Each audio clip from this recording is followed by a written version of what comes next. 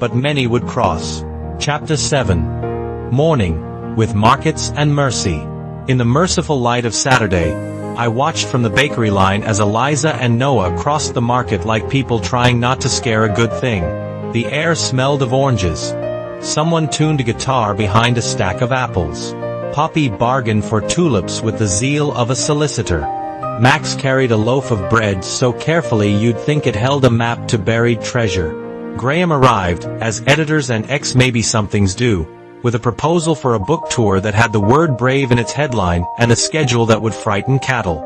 He glanced at Noah, measured the complication, and then did the decent thing.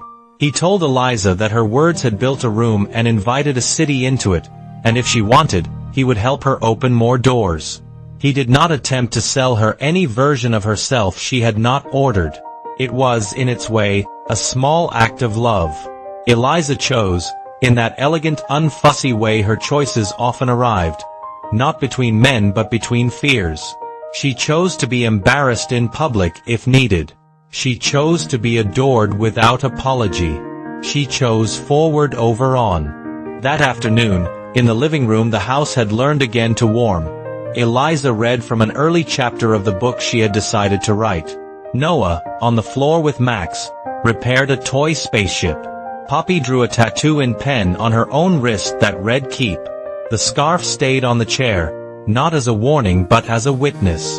I am a man who believed in quiet, in letting life pass like a parade he would watch and never join. I tell you this tale because I watched Eliza discover that age is not a lock, that grief is not a border, and that the human heart keeps a spare room for guests it thought it had no space to receive.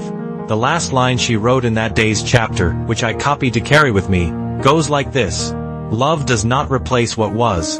It teaches you to carry it without breaking your hands. If you waited for a twist, perhaps it is this. The story asks no permission from the past.